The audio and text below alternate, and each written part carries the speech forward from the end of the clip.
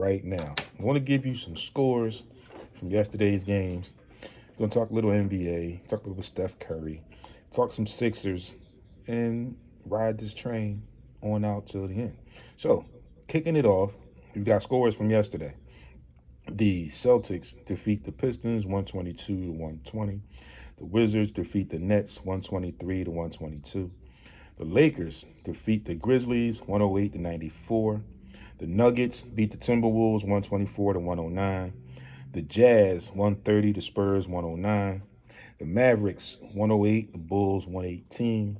Clippers 112, the Suns 107.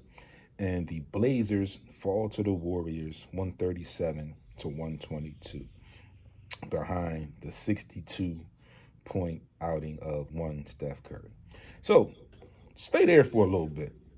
62 points, career high for Steph Curry, and comes against the Blazers, who are reportedly considered one of the top teams in the Western Conference right now. We know what the Warriors situation is, but they are fighting.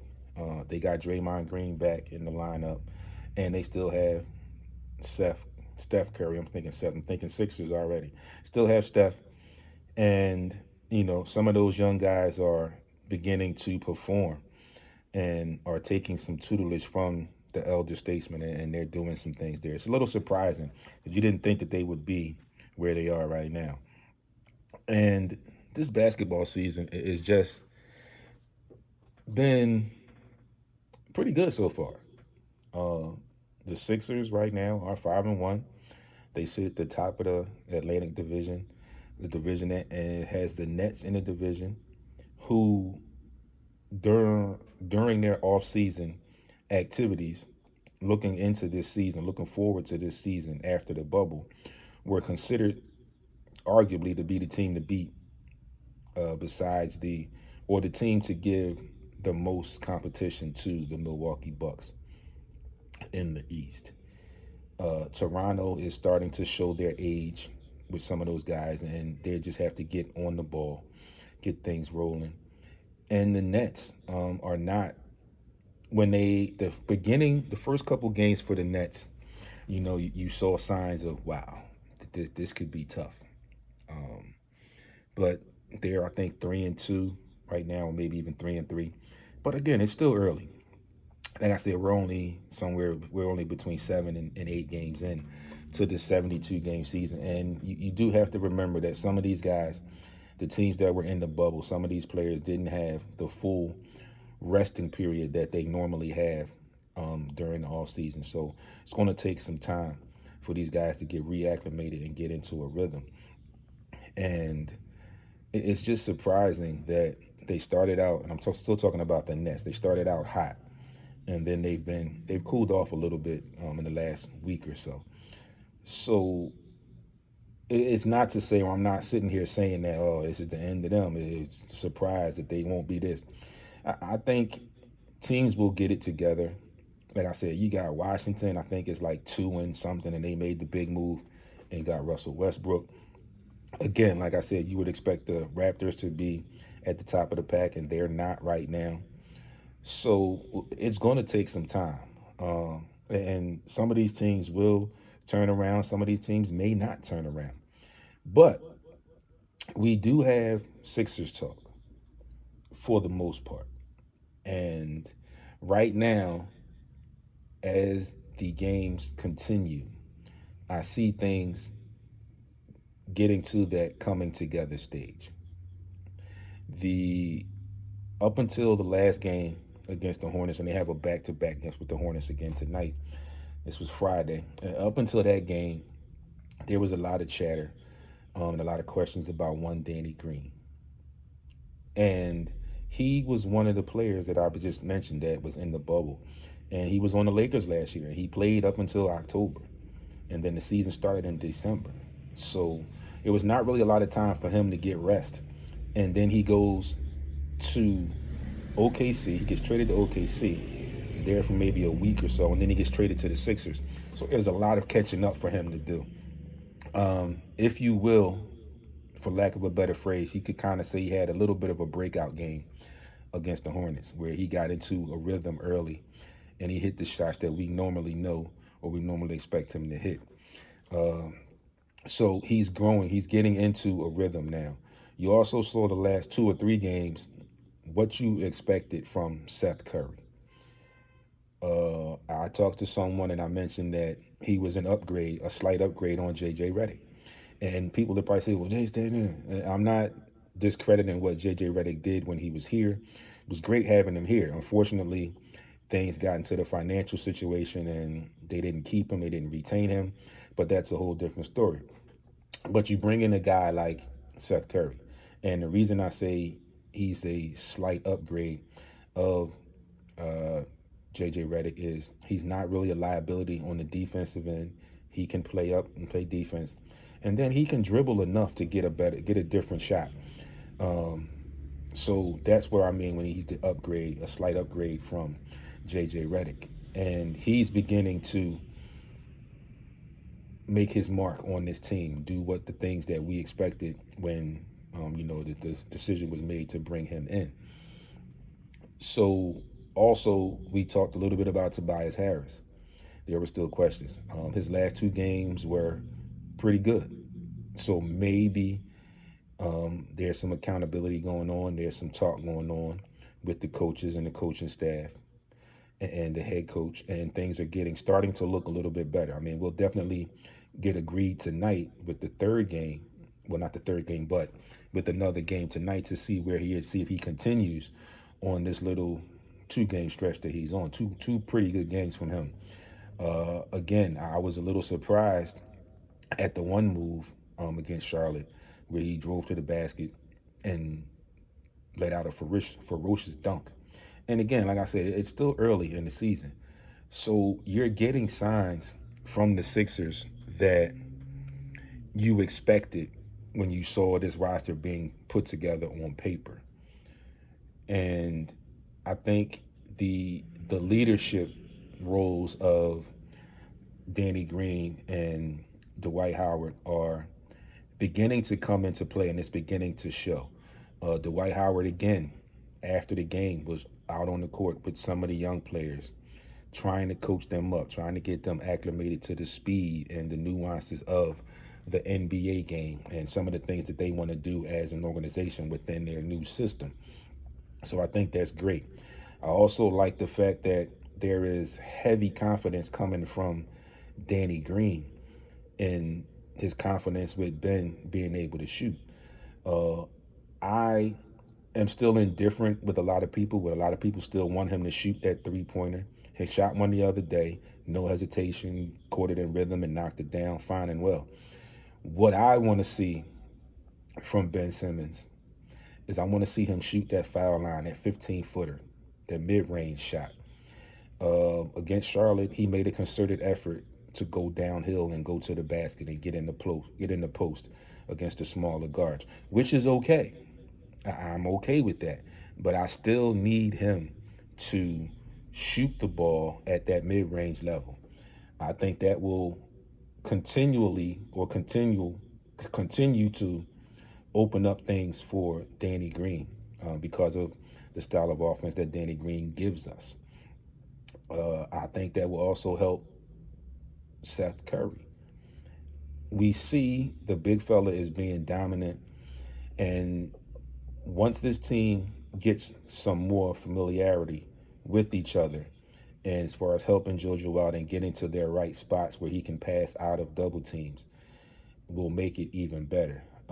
I like the fact that JoJo was not settling at times for the 3-point shots. The 3-point shots that he's been taking, I'm okay with because they were like I explained that I'm okay with him shooting. He's there already. Ben's in the post. It's not enough room for both of them because of their size, so he's on the perimeter. If Ben gets doubled and he's there on that side and you kick it and it's a 3, he's wide open, of course, you shoot that. But I do like the fact that he is commanding the ball in the post. He is wanting to take on that challenge of his opponent, especially if it looks like he can do some things, which he has been able to do in the past several games. He sat out one game because of back tightness, and then everybody was in the, oh, well, here we go with this again, whatever. I still am okay with that game. He had back tightness, whatever. That's fine. But when he got back on the court, he went right back into showing us that he wants to be that dominant player in the post, which we've all been looking for the past year or so. I think now one of the differences is the coaching staff and the again that word that I talked about way back when, the accountability factor.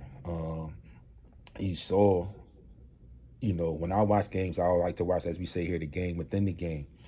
I saw Doc coaching in the game. I saw Doc yelling and getting on some players, including Ben and Joel and Shake, the guys that he feels are key players in this new or on this new team. He even got on Dwight a little bit. So I think there's a difference there. I said it last week, and it was a quote from Ben Simmons, and I'm just going to paraphrase right now. He said they appreciate Doc more than they have in their coach in the past because he's not going to sugarcoat anything for you. He's going to tell you what you need to do or what needs to be done for you to be successful. And I totally get that. And as a player, you can't ask for anything more than that out of your head coach. You want your head coach to put you in the position to be as dominant and as get the best out of you, and be as dominant as you can be on that basketball court. So there's still a way to go. I've been talking to people, and I've said give them maybe a month in. It's not quite a month yet. Like I said, it's only 6 games into the season. They're 5-1. But in a couple games, they showed me something. In that Washington game, they showed me something. They came back and they won. In the Orlando game, they came back and then they put that team away. Against Charlotte, they got up on them early and they put them away. They kept their foot on the gas, which I think is an extension of the coaching staff now, where you're in the NBA, you've got teams that you're supposed to beat. If you want to become one of those elite teams, as far as looking at rosters and makeup, when you go up against teams like Orlando and Charlotte, as far as the Sixers, where their predictions are, where they look to be, where they have been projected at, is between 6 and 7 in most of the team rankings in the NBA so far. These are teams that you're supposed to beat, and they did that. And again, like I said, they showed me something the last 2 games on the defensive end where they dug in and focused on defense, and then that created offense for them. Last 2 games, very good shooting nights for them, especially that Charlotte game. Very good shooting night for them. I think they shot 17, 18 out of 20-something threes, which is great. It's just the changes that were made as far as on paper, as far as the roster moves, to allow them to do that. Again, you still had Joel being the dominant Joel that we want to see more of in him in those 2 games. They have a somewhat back-to-back against Charlotte tonight, so I'm looking for another win tonight.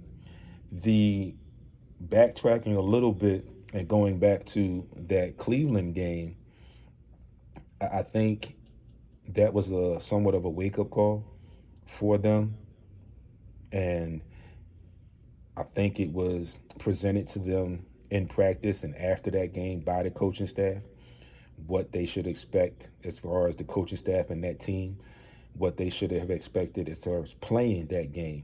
And I think they kind of took them for granted. Cleveland is a team that kind of goes in. Danielle, thanks for tuning in. Cleveland, if you look at the way the rosters are made up between those 2, the Sixers and Cleveland, Cleveland is a team that you would easily say, yeah, the Sixers should beat them. They laid an egg that particular game, and they didn't win that game. They just got beat. They got out-hustled, they got outplayed. The Cleveland Cavaliers, but that particular game, shot the ball extremely well. And again, Joel did not play. So there was an advantage for Cleveland as far as getting to the basket and finishing around the rim and then opening up shots that they just knocked down open shots. So it was a very good night for them coming off of a back-to-back, the second game of a back-to-back for Cleveland. But it was just an all-around better game. They were just more prepared for that. And again, like I said, they had nothing to lose. Looking at the roster makeup. And it's like, oh, well, the Sixers looked at it like, oh, this is a team we should just go in and beat. And you got young players on that Cleveland team, hungry, feisty. The only difference is I see that there will be, or I feel that there will be a huge difference when they play again when Joel Embiid plays. He gives Andre Drummond problems, and Andre Drummond didn't have those problems that particular night. He got to play a lot more free. So I think things will change the next time they play with Joel on the court for the Sixers. But that was just a game, and I just talked. That's their only loss so far. But I just chalked it up as them taking that team for granted, not being totally focused and prepared for them, and they just lost it. And then they turned the ball over. So again, that just shows me that they took that team for granted, and they felt like because they were the superior team as far as talent-wise on paper, that it should have just been easy, and they saw that it wasn't. And I think that helped them in the last two games that you saw, the Orlando game and the Charlotte game, where again, you look at those teams and you say, oh, these are teams that the Sixers should beat. And then they beat them. Orlando tried to give them a little bit of a run for their money, but they laced them up, tightened the shoes up, and got dug in deep on defense and did what they were supposed to do. The same thing they did against Charlotte, and they just beat them early, and they just kept them down where they didn't have a chance. We all know that basketball is a game of runs, so teams are going to make runs, but the Sixers just held them off at every chance they tried to make a run and get back into that game. And then you talk about the defense, where I think it's going to, for the Sixers offense, I think it's going to stem from them in defense. And you've got Ben Simmons playing at a very high level on the defensive end right now. And I think that's trickling down to some of the other players with their defensive side of the ball, their defense. And I think that it's very early, but I think that may, Harry Scruggs, thanks for tuning in, I think that may become the identity of this team is their defense. And because we all know defense brings offense, or defense turns into offense. And now you have the tools where you can operate and use the talent of the players that you have. And it's going to take a little bit, like I keep telling people, it's going to take a little bit. It's not going to happen overnight.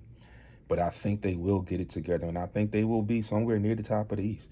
The last two predictions I've seen, or the last two projections I've seen, had them 6 and 7. Happy New Year to you too, Harry. Thanks. I see them being 6, 7, maybe even 5. I think once it all comes together, they can improve on that and be in that 3, 4, 5 range in the East. And it's going to take some work. But again, I think that this coaching staff is a little bit different than the previous coaching staff. The pieces that were added are being put in the right places to succeed. I was just talking to someone the other day about Shake Milton. And one of the things I mentioned was I think now with Doc Rivers here, he has found the correct role for Shake Milton, where he can come off the bench, he can come in and do what he does, score the ball. And don't get me wrong, Shake's not a bad player. And last year, I just felt like he was not ready to be the starter on a team at the level where the Sixers were, or where they were projected to be. But I think now he has a definite role, and he knows that he'll be on the court late in games. So he has nothing to overthink when he goes out and plays. Danny Green is taking it in stride. He's still being that leader, and I'm going to talk a little bit about how he's being a leader and some of the things that he says about Ben Simmons.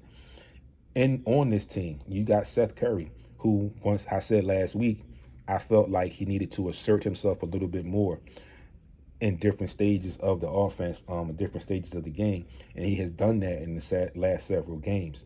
So I think it will come together. Like I said, I know it will come together, but you got to give this team maybe a month or so. And we haven't really played any other really good teams as of yet. So that's when I think we'll see where we are, or we'll get a chance to kind of try and read where we are when we get to play some of these better teams. in the NBA.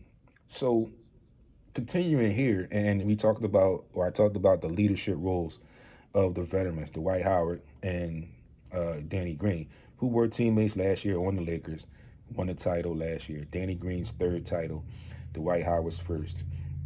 But the leadership role and the confidence and what they see in practice, because we not in practice, we don't know what they see.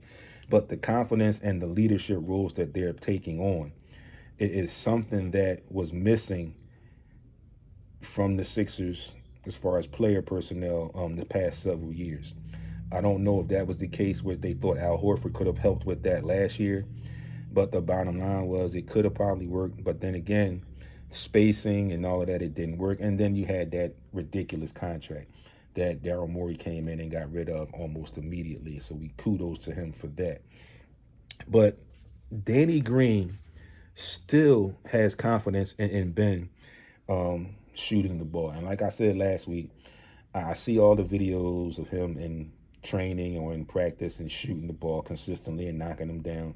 But then it gets to the game and then he doesn't continue it in the real game where we're live sessions. Again, I don't feel that he needs to be shooting the three at an awful rate. I think he needs to begin to shoot that mid-range jump shot. Like I said, I'm okay with him having or being determined and having that concerted effort like he had against Charlotte, where I'm going to just go to the basket. I'm going to play downhill. When I get the smaller guards on you, I'm going to post up and do what I need to do in the post. I'm okay with that. But I think in order to help Danny Green get more acclimated and get more into the offense, I think he has to start shooting that mid-range jump shot. And I think that will open up the space for the three-point shooters, but also create some things and some opportunities for Joel Embiid on the block. Will also help Tobias Harris on the wings as well.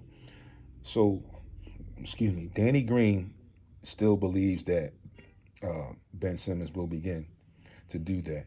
And, there was an article that I saw, and I'm going to go through some of this right now, where it's being called like a mental thing with Ben Simmons, or a psychological thing. And it's been reported that he has begun to see or begin to work with the sports psychologist. So there's this big thing going into this article about him, his left hand, him being his dominant hand. And, he said as a child, his dad would make him do things with his left hand as opposed to him being right-handed and yada, yada, yada. So I think that's going to come down the line. I think there needs to be some determination of what hand he is, which is his dominant hand. They need to get that together, and I think things will change after that. And we all know that there's been the rumors and there's continual talk, and it slows down, then it pops back up again about the trading of Ben Simmons for James Harden, or using Ben Simmons as the possible star or whoever to be traded. And then they got into this article. They got into some things that says reasons not to trade him yet. Okay. One of the things they say is that Ben is also a player. He strives to be super efficient, and he always chooses to make the best play for his team. I agree with that, and, I like the fact that he does that. But again, I still need to see him shoot that mid-range jump shot, and I need to see his free throw percentage go up. Being the facilitator on the team, which means you'll have the ball in your hands a lot. So I need to see the free throw shooting percentage increase a little bit. There are 7 reasons that they listed. I'm just going to run through them, maybe talk a little bit about some of them in between, why the Sixers should not trade him yet. Number 1, it says he's 24 and really, really good. He's an all-star, an all-NBA defense. He's still double-digit scoring good. Yes, again, but adding to that, he could be even better if he adds that mid-range jump shot too. Number 2, he's locked into a 5-year contract, and all of them are in his prime years. I agree. He can only get better.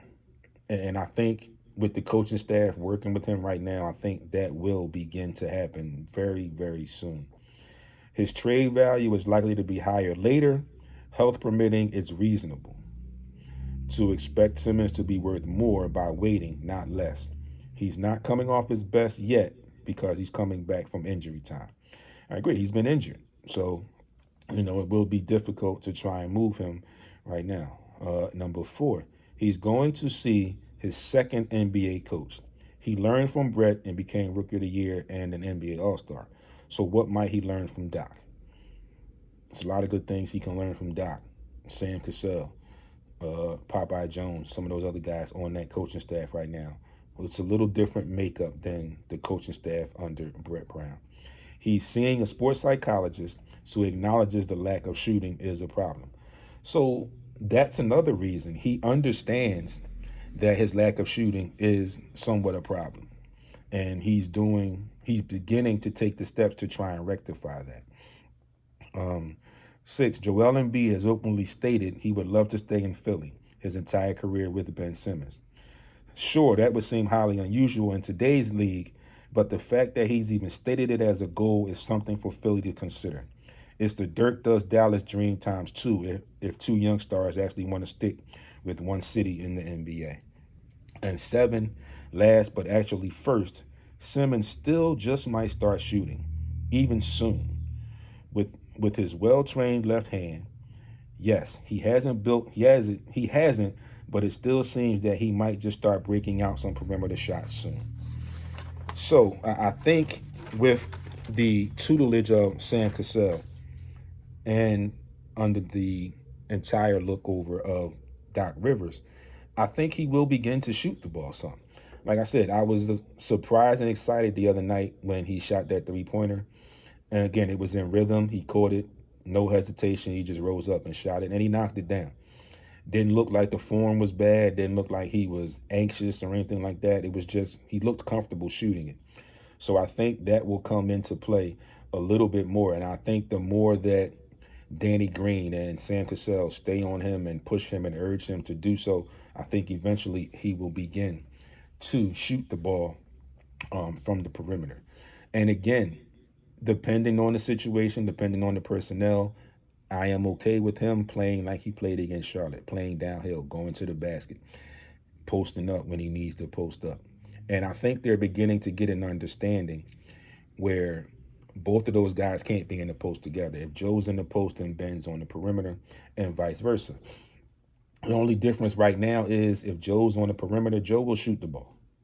But that I think that will come for Ben. Like I said, it will come, and I think because he normally wants to make the right basketball play for his team. The coaching staff now will eventually get him to start seeing that.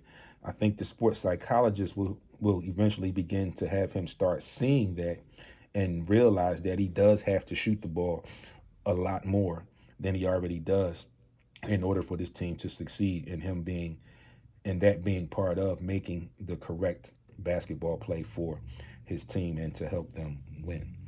So all in all, the Sixers look really good right now. I am excited, but I'm not overly excited. Like I said, I'm excited and I'm taking it game by game so far. I'm sure we'll have some more in-depth discussion probably the middle of this month, towards the end of this month, when we're a little bit past a month into the season. When we get to play some of these games, I think we got the Nets coming up real soon.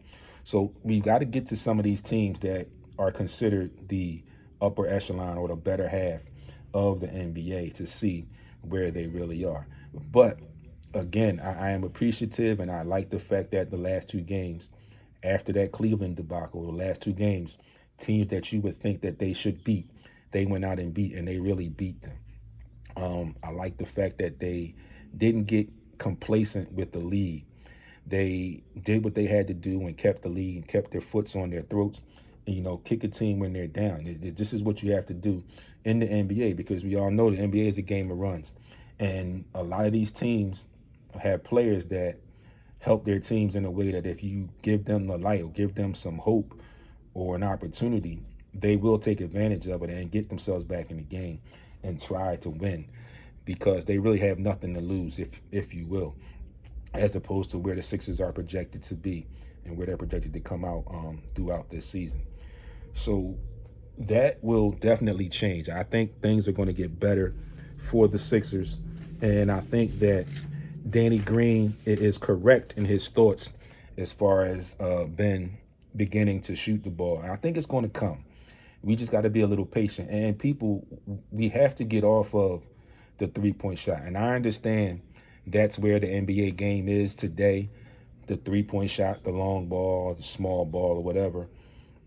But as the facilitator, the main facilitator, again, in my opinion, I need you to be able to shoot that mid range jump shot, foul line extended, whatever, 15 foot. And I need your free throw percentage to go up because when you get in the post, there are going to be more than likely you're going to be playing against a smaller defender in the post, and you're probably going to get fouled some of those times. So you'll need to increase your free throw percentage. And like I said, being the main facilitator, you'll have the ball in your hands a lot. And certain situations where you'll get fouled, you'll need to be able to knock down free throws. With that being said, it's a wrap for today. I'm ending a little early because I'm a little excited and I want to get to getting to my day started, first day, not the first day, but the new year. And I'm going to leave it there, like I said, because it's still early in the season and we still have some improvements to make. Yes, no doubt. I'm one to say that as a diehard fan. We still have some improvements to make. There's some wiggle room. And I think those improvements will be made.